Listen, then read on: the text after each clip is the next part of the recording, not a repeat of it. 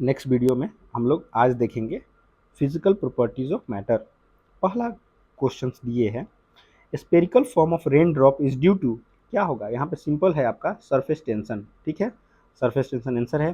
क्यों भाई surface tension spherical क्यों होता है? कि स्पेरिकल शेप जो होता है ना, कोई भी ऑब्जेक्ट को अगर हम स्पेरिकल शेप देंगे तो वो सबसे छोटा उसका शेप होता है। ठीक है, जब रेन ड्रॉप गिरेगी तो चारों तरफ से इसके ऊपर फोर्स लगेगा, इस फोर्स से ये चाहेगा सबसे छोटे शेप में जाने के लिए, और सबसे छोटे शेप में जाने के लिए ये क्या होगा? स्पेरिकल शेप में अपना आएगा। ठीक है, the sharp drop of rain constant by the surface tension, constant मतलब कि सिकुड़ जाता है, and which try to give the shape from which the surface tension surface area is minimum. मैंने क्या बोला? उसकी एरिया जो है, इससे सरफेस स्पेरिकल शेप में एरिया मिनिमम होती है, इसीलिए उस पर वो क्या बोलते हैं, स्पेरिकल शेप में आ जाएगा minimum, and gives volume. The spherical shape has minimum surface area, that is why rain drops acquire spherical shape. अगला question, speed sorry speed of light, एक second, speed of light will be minimum while passing through. Minimum क्या हो, किस में होगा? अगर किसी का रिफ्रैक्टिव इंडेक्स ज़्यादा है तो उसमें स्पीड ऑफ लाइट वो मिनिमम होगी। वैक्यूम में सबसे कम होती है रिफ्रैक्टिव इंडेक्स, एयर में उसे वाटर, फिर उसके ग्लास। ठीक है, तो एनी ऑब्जेक्ट और substance contain high refractive index. ये रिफ्रैक्टिव इंडेक्स का चार्ट आपके लूसेंट बुक में दिया हुआ है, उस चार्ट पे आप उसको एक बार गो थ्रू कर लेंगे। ठीक है, has the slowest speed of light among glass, vacuum, water, air and glass has the highest refractive index, that is why speed of light is minimum in glass. When a film of soap appears on a water during the day, it shows beautiful color. The reason of this phenomena is interference of light. Okay, when film or soap appear on water during the during the day, it shows a beautiful color. The reason of the phenomena is interference of light. Okay, explanation क्या है ये? During the day, the film or soap on the water vapor appears beautiful in many colors due to the interference of the light rays. A piece of ice floating on a beaker containing water up to its brim when whole of the ice melt. Okay, क्या कर रहा है कि a piece of ice is floating on a beaker containing water up to its brim when the whole of the ice melts. Okay, ये कर रहा है कि इसका मतलब क्या है? क्या कर रहा है कि the water will spill on the floor, no. The water level will come down in the beaker, no. Water level will first fall and then it will split out of the beaker, no.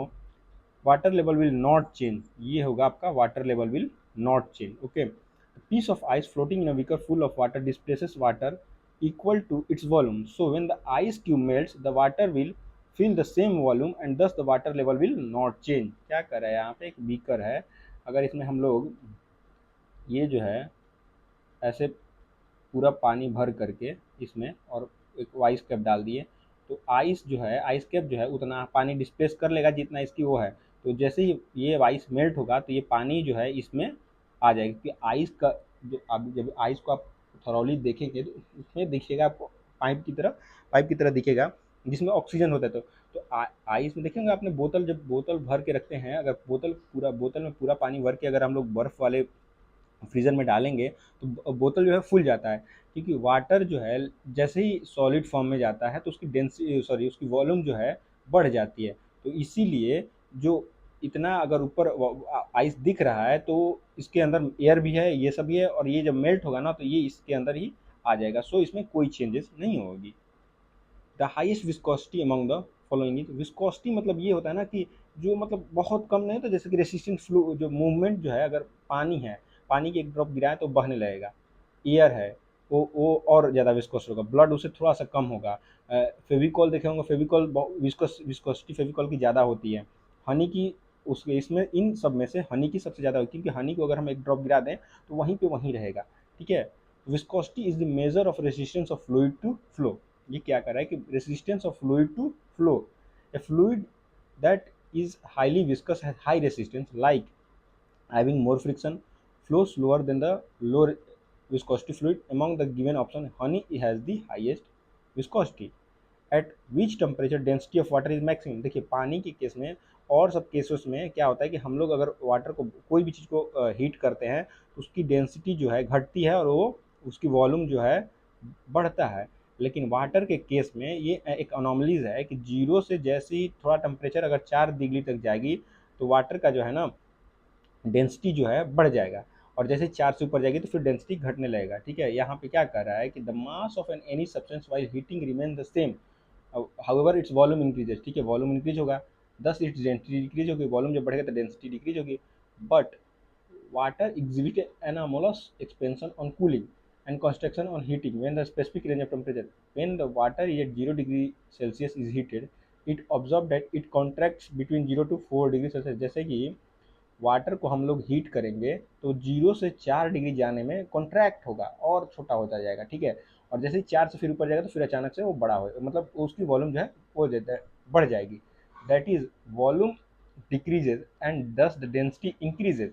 The volume of water is minimum at 4 degree Celsius and hence the density of water is maximum at 4 degree Celsius 4 degree Celsius. ठीक है, तो ये हमारा यहाँ तक हमने ये कर दिया, प्रॉपर्टीज ऑफ मैटर भी कंप्लीट कर लिए। नेक्स्ट लेक्चर में ऑप्टिक्स को कंप्लीट करेंगे, ऐसे पार्ट पार्ट कर करके पूरा घटना चक्र को हम लोग कंप्लीट कर लेंगे। Till then thank you.